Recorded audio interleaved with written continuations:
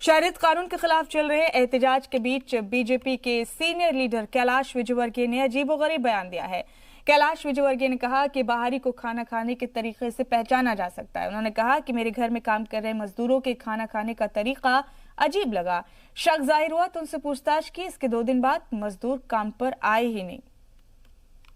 6-7 मजदूर इतने सारे पोहे, मतलब कम से कम 10 प्लेट एक थाली में पोहे खा रहे थे।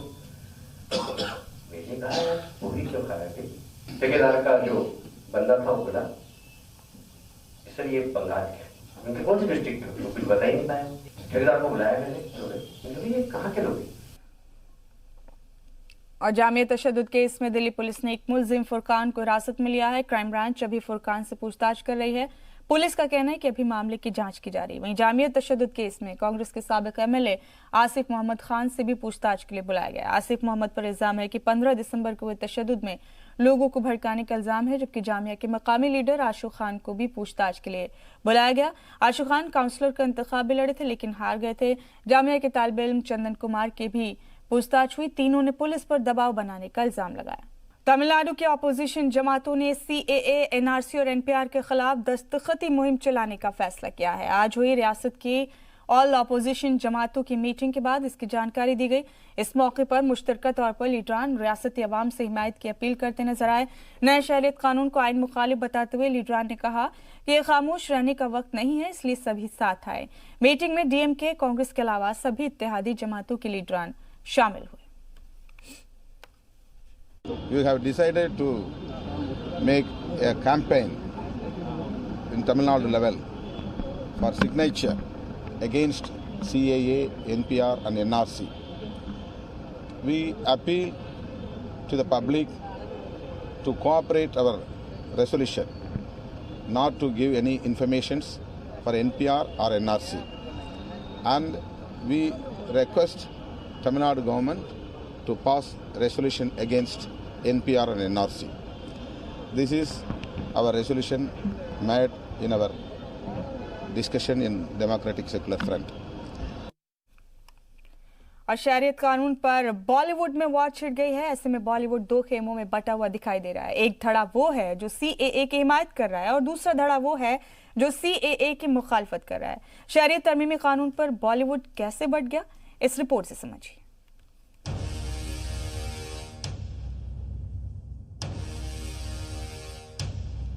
बॉलीवुड में शहरियत पर आर पार, हुब्बुल वतनी और मुल्क मुखालिफ सोच आमने सामने। जो फिल्मों में कभी अपने थे, अब वही शहरियत की जंग में हुए पराए। शहरियत पर बॉलीवुड में बंटवारा। हम आपको इन सितारों की बात सुनाएं, उससे पहले ये जान लीजिए कि ये बातें इनके दिल से निकली हैं और मुल्क को लेकर, सरकार को लेकर, शहरियत कानून को लेकर इनके मन में जो कुछ भी चल रहा है वही इनकी जुबान पर भी है। इसमें एक्टिंग रत्ती भर भी नहीं है, सब सच है, सब रियल है। सबसे पहले नसीरुद्दीन शाह की बात करते हैं, जिन्होंने अनुपम खेर को जोकर कहा, तो नसीर को अनुपम खेर ने भी करारा जवाब दिया। अगर आप दिलीप कुमार साहब को, अमिताभ बच्चन साहब को, राजेश खन्ना साहब को, शाहरुख खान को, विराट कोहली को क्रिटिसाइज कर सकते हैं, तो I am sure I am in great company. और इनमें से किसी ने भी आपकी स्टेटमेंट्स को सीरियसली नहीं लिया, क्योंकि हम सब जानते हैं कि आप नहीं बल्कि बरसों से आप जिन पदार्थों का सेवन करते हैं उनकी वजह से क्या सही है और क्या गलत है, आपको इसका अंतर ही नहीं पता लगता। सैफ अली खान ने आइडिया ऑफ इंडिया पर सवाल उठाए, कहा कि अंग्रेजों से पहले हिंदुस्तान का तस्वुर ही नहीं था, हिंदुस्तान सेकुलर मुल्क नहीं रह जाएगा। तो सैफ अली खान को एक्ट्रेस कंगना रनौत ने करारा जवाब दिया। उन्होंने कहा कि अगर अंग्रेजों से पहले हिंदुस्तान का तस्वुर नहीं था तो फिर महाभारत का वजूद कैसे? Quite aware of what the history was. Yeah, because you're a history buff. Yeah, and I don't think there was a concept of India. कुछ लोग हैं जिन्होंने अपने नैरेटिव जो उनको सूट करते हैं वो बनाए हुए हैं, लेकिन जो श्री कृष्ण जिस महाभारत में थे तो भारत तो था, तभी तो वो महान था, तभी तो भारतवर्ष के सब राजाओं ने मिलकर वो महायुद्ध लड़ा था। अब इनसे भी मिलिए, ये है एक्ट्रेस नंदिता दास, जिन्हें मुल्क में कई शाहीन बाग बिकने लगे हैं, जिनका इल्जाम है कि सरकार खुद मुल्क को मजहब के नाम पर बांट रही है। जिनका मानना है कि पहली बार फिल्म के लोग भी CAA के खिलाफ बोल रहे हैं, जबकि ये आधा सच है। CAA की हिमायत में भी इसी फिल्मी दुनिया से आवाजें उठ रही हैं। हर जगह शाहीन बाग अब बन रहे हैं कि इतने सारे लोग सड़क पे आ गए, तो मुझे लगता है हर एक सिटीजन, एक नागरिक के हिसाब से, एक इंसान के हिसाब से हम सबको इसके खिलाफ बोलना चाहिए। इस देश की जो बुनियाद है, जो वैल्यूज है, उसे संभाल के रखना चाहिए। ब्यूरो रिपोर्ट, जी मीडिया। और कश्मीर और शाहीन बाग मामले पर सीएम त्रिवेंद्र सिंह रावत के बयान पर साबिक वजीर आला हरीश रावत ने जवाबी हमला किया है। हरीश रावत ने कहा कि रियासत के वजीर आला को इस तरह के बयान से बचना चाहिए।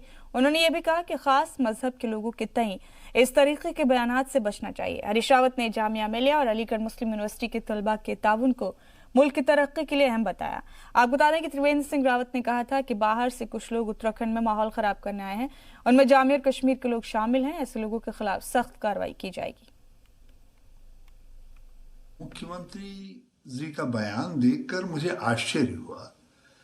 कश्मीर के विद्यार्थी जिन्होंने उत्तराखंड को अपनी पसंद बनाया और यहाँ विभिन्न संस्थाओं में पढ़ रहे हैं, जिसमें तकनीकी संस्थाएं भी हैं, सामान्य संस्थाएं भी हैं, उनका रिकॉर्ड हमेशा बहुत अच्छा रहा है। एक आध मामले में कुछ बातें आई भी थी, तो बाद में उनका भी समाधान हो गया था। मैं समझता हूँ बिना पुष्ट बातों के किसी भी कम्युनिटी के लोगों के लिए एक जर्नलाइज कर देना कि कश्मीरी विद्यार्थी या जामिया मिलिया के विद्यार्थी या अलीगढ़ यूनिवर्सिटी के विद्यार्थी, ये सब संस्थाओं का हमारे राष्ट्रीय जीवन में बड़ा भारी महत्व है और राष्ट्र निर्माण में इनका बड़ा कंट्रीब्यूशन है। तो मुख्यमंत्री जी, मैं समझता हूँ अपने बयान पर पुनर्विचार करें।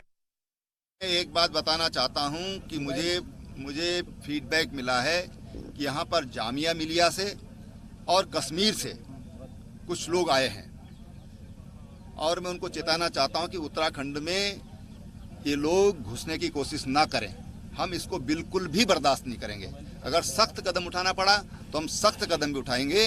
अगर कोई प्रदर्शन करता है लोकतांत्रिक तरीके से तो उसका अधिकार है, लेकिन बाहर के लोग अगर यहाँ पर आकर उकसाने का काम करेंगे तो फिर हमको सख्ती करनी पड़ेगी। निश्चित रूप से देश के अंदर माहौल बिगाड़ने का काम कुछ लोग योजनाबद्ध तरीके से कर रहे हैं और हम उनके मंसूबों को कामयाब नहीं होने देंगे।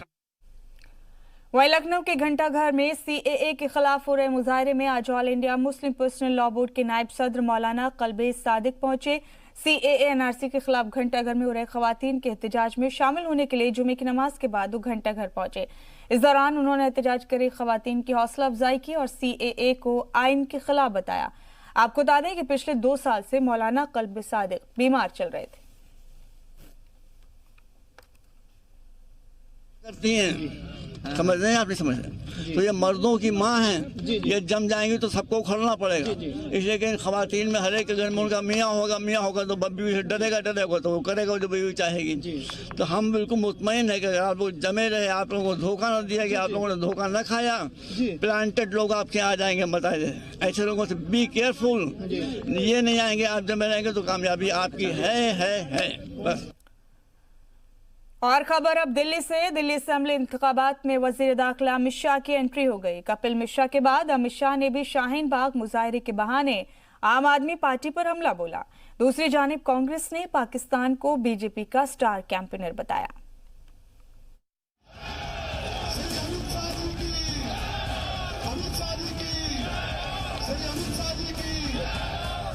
साथियों, जैसा कि आप जानते हैं,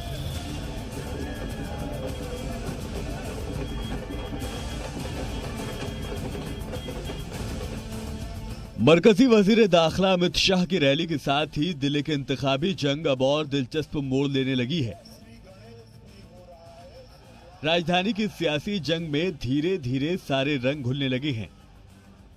इक्तिदार की जद्दोजहद में अब भारत पाकिस्तान है, नाथूराम गोडसे है, शाहीन बाग है।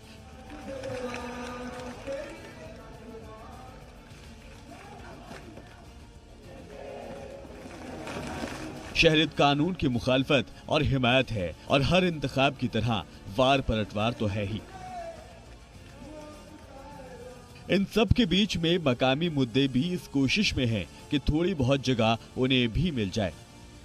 हालांकि बीजेपी के अवामी इजलास में भारत पाकिस्तान, कश्मीर और शहरियत कानून जैसे मुद्दों का ही बोलबाला रहा। जुमेरात को वजीर दाखिला अमित शाह ने भी अपनी रैली में शहरियत कानून और शाहीन बाग के बहाने आम आदमी पार्टी पर निशाना साधा। आपका वोट तय करेगा कि 5 साल के लिए मोदी जी की तरह काम करने वाली सरकार चाहिए या धरना प्रदर्शन वाली सरकार चाहिए, ये आपने तय करना है। सिर्फ अमित शाह ही नहीं बल्कि बीजेपी के फायर ब्रांड तर्जुमान संबित पात्रा और कभी केजरीवाल के खास रहे कपिल मिश्रा ने भी बीजेपी की तरफ से एक के बाद एक कई तीर छोड़े। मुद्दे वही थे, शाहीन बाग, शहरियत कानून और भारत पाकिस्तान। बीजेपी ने शाहीन बाग में शहरियत कानून के खिलाफ चल रहे एहतजाज पर कांग्रेस और आम आदमी पार्टी की चुप्पी पर सवाल उठाए। दिल्ली के इंतखाब में बीजेपी भारत पाकिस्तान को लाई तो कांग्रेस भी नाथूराम गोडसे को लेकर हाजिर हो गई। कांग्रेस तर्जुमान जयवीर शेरगिल ने बीजेपी और पाकिस्तान को जुड़वा भाई बताया, तो बीजेपी तर्जुमान संबित पात्रा ने अरविंद केजरीवाल और राहुल गांधी को जुड़वा भाई करार दिया। सर, शाहीन बाग के माध्यम से मुझे बहुत तकलीफ और दुख के साथ कहना पड़ रहा है, जिस प्रकार से एनआरकी फैलाने की कोशिश की जा रही है उसके पीछे कोई है तो ये 2 जुड़वा भाई है। ये 2 जुड़वा भाई हैं, जिन दोनों जुड़वा भाई ने एक दूसरे के हाथ को पकड़कर सरकार बनाई थी, अरविंद केजरीवाल और राहुल गांधी। कांग्रेस तर्जुमान ने कहा कि भले ही पाकिस्तान बीजेपी का स्टार तशहीरकार है, लेकिन वो बीजेपी को दिल्ली का मैच नहीं जिता सकता। ये जुबानी जंग उस वक्त तेज हुई जब एक इंटरव्यू में दिल्ली के डिप्टी सीएम मनीष सिसोदिया ने कहा कि वो शाहीन बाग के एहतजाजियों के साथ खड़े हैं। दिल्ली में इलेक्शन की तारीख के ऐलान के बाद वजीर दाखिला अमित शाह ने जुमेरात को पहली बार इंतखाबी तशहीर की। अमित शाह ने नजफगढ़ से उत्तम नगर तक रोड शो किया। दिल्ली के मटियाला और नांगलोई में अवामी इजलास को खिताब किया। दिल्ली के सीएम अरविंद केजरीवाल ने जुमेरात को 5 रोड शो किए। मटियाला के अलावा उत्तम नगर, विकासपुरी, तुगलकाबाद और कालकाजी में केजरीवाल ने रोड शो किया। स्क्रूटनी के बाद दिल्ली में अब कुल 698 उम्मीदवार बचे हैं। आज नॉमिनेशन वापस लेने की आखिरी तारीख है। ब्यूरो रिपोर्ट, जी मीडिया। और दिल्ली में एक तरफ इंतखाबी दंगल से पहले जुबानी जंग तेज है तो दूसरी तरफ लीडर की तशहीरी मुहिम भी जारी है। दिल्ली के सीएम अरविंद केजरीवाल आज जनकपुर इलाके में रोड शो के लिए पहुंचे। सैकड़ों दिल्ली वालों की भीड़ के साथ कार में सवार केजरीवाल ने बीजेपी और वजीर दाखिला अमित शाह पर हमला बोला। केजरीवाल ने दावा किया कि 8 फरवरी को दिल्ली के अवाम बीजेपी को उनके झूठ का जवाब देने वाली है। इसके बाद केजरीवाल ने ट्विटर के जरिए अमित शाह के उन सवालों का भी जवाब दिया जो अमित शाह ने कल दिल्ली में अपनी रैली के मंच से केजरीवाल से पूछे थे। केजरीवाल ने दिल्ली में फ्री बैटरी चार्जिंग से लेकर 200 यूनिट फ्री बिजली की बात कही। साथ ही केजरीवाल ने लिखा कि अमित शाह जी, मुझे खुशी है आपको कुछ सीसीटीवी कैमरे तो दिखाई दिए। कुछ दिन पहले तो आपने कहा था कि एक भी कैमरा नहीं लगा। वहीं सुपरस्टार रजनीकांत की पेरियार को लेकर दिए गए रद्द अमल के बाद तमिलनाडु की सियासत गरमाने लगी है। बयान से नाराज हामियों ने इनके खिलाफ मार्च निकालकर मुजाहरा किया। दरअसल मारूफ अदाकार रजनीकांत ने 14 जनवरी को तमिल मैगजीन तुगलक की 50वीं सालगिरह के मौके पर कहा था कि 1971 में पेरियार ने सलेम में हुई एक रैली में भगवान राम और सीता की काबिल एतराज तस्वीर पर गुलपोशी की थी। बावजूद इसके किसी भी अखबार या मैगजीन ने पेरियार की तनकीद नहीं की, जबकि तुगलक ने पूरे मामले को कवर कर अपनी जिम्मेदारी निभाई थी। इसी के बाद उनके खिलाफ हंगामा करते हुए माफी का मुतालबा किया गया। इस दौरान कुछ सियासी लीडरान ने रजनीकांत पर बीजेपी के इशारे पर काम करने का इल्जाम लगाना शुरू कर दिया है। It is highly unfortunate Tandai Periyar was a leader of the nation. He was the instrument to develop the backward community, downtrodden community. He is like Mahatma Gandhi. This is a very unfortunate occasion. The uncivilized people broken the Periyar statue. The Tamil Nadu Congress condemned it very strongly. But now the Rajinikanth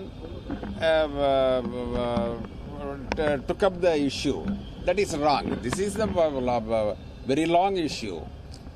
I doubt Rajinikanth whether he is doing it intentionally or innocently, I don't know. But this is wrong. He himself says these things should be forgotten. Forgettable matters. So, forgettable matters, why should he raise? Prophet of a new age. One second. Your mic is off. Yes. Okay. Yes, sir. UNESCO declared Periyar as the prophet of the new age, Socrates of South Asia, father of the social reform movement, an arch enemy of superstition, ignorance, and meaningless, baseless manners, meaningless customs. He is a legend. And the hooligans who are behind this atrocious act of... We respect Mr. Rajinikanth, but he is making statement against Periyar and Dravidian ideologies. This is not fair for his political career also. Periyar was dedicated his life totally to the downtrodden, particularly marginalized sections. But RSS and other Sangh Parivar movements are targeting him and damaging his image in Tamil Nadu and national level. So Rajinikanth should not yield for this kind of anti-Dravidian forces, particularly Sangh Parivar forces.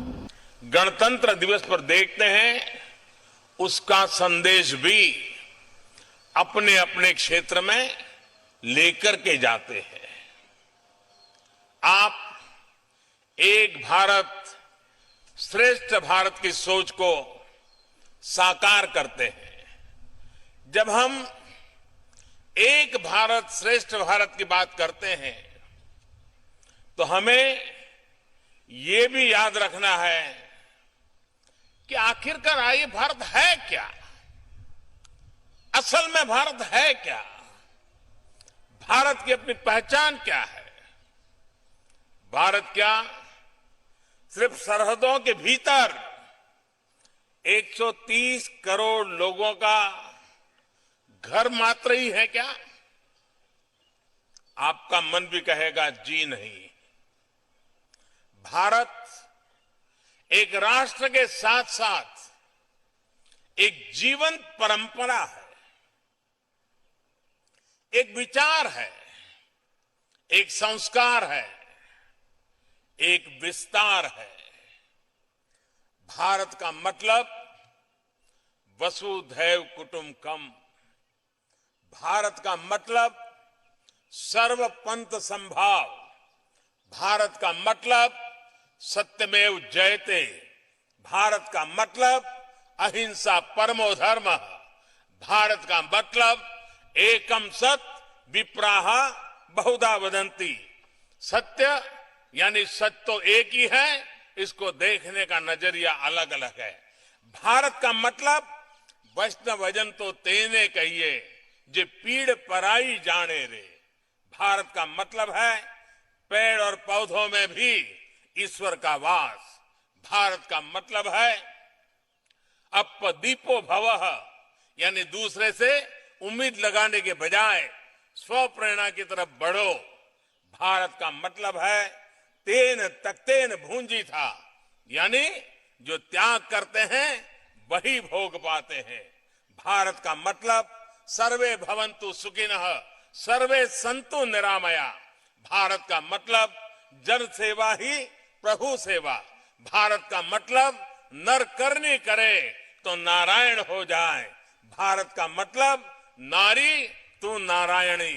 Bharat का मतलब है जननी जन्मभूमिश्च स्वर्गादपि गरीयसी, यानी माता और जन्मभूमि का स्थान स्वर्ग से भी श्रेष्ठ है, महान है।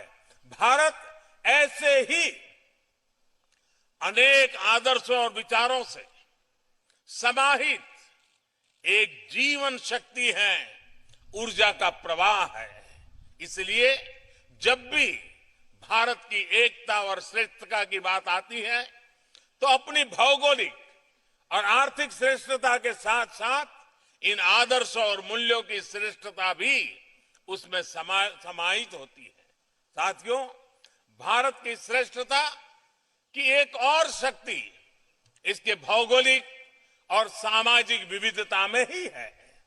हमारा यह देश एक प्रकार से फूलों की माला है, जहां रंग बेरंगी फूल भारतीयता के धागे से पिरोए गए हैं।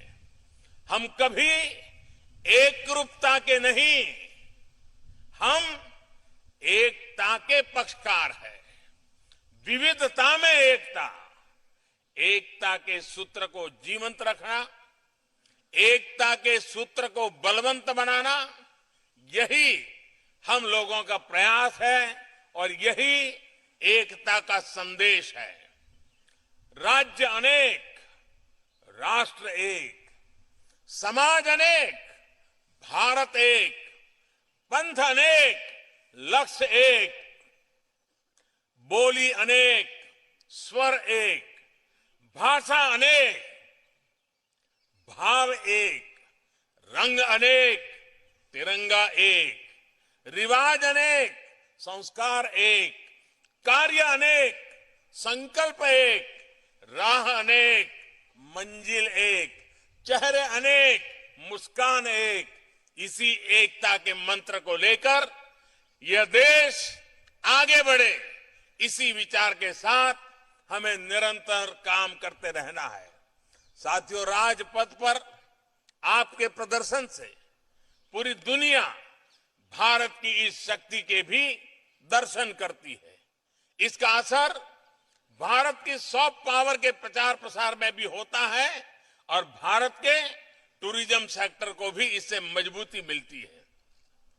इसी भावना को हमारे यूथ एक्सचेंज प्रोग्राम से और मजबूती मिलती है। साथियों, मुझे बताया गया है कि इस वर्ष एनसीसी और एनएसएस के युवा साथियों ने खेल से लेकर आपदाओं में राहत और बचाव कार्यों में अपनी प्रभावी भूमिका निभाई है। एनएसएस देश की सबसे बड़ी ब्लड डोनेशन ऑर्गेनाइजेशन तो है ही। फिट इंडिया अभियान के लिए साइक्लोथॉन, इसमें भी 8 लाख युवाओं ने हिस्सा लिया। इसी तरह एनसीसी के कैडेट्स ने गांधी जी की 150वीं जयंती पर देश भर में 8000 किलोमीटर की स्वच्छता यात्रा निकालकर प्रशंसनीय काम किया है।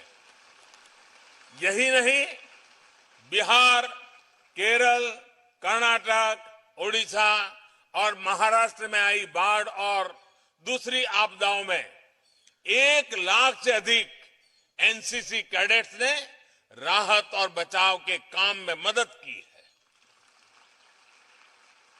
ये आंकड़े मैं इसलिए बता रहा हूं कि देश में बाकी हलचल के बीच इन सराहनीय कार्यों की उतनी चर्चा नहीं हो पाती, लेकिन आपका ये परिश्रम और देश के लिए किया गया काम मेरे लिए भी और मेरे जैसे अनेकों के लिए भी बहुत बड़ी प्रेरणा बनता है।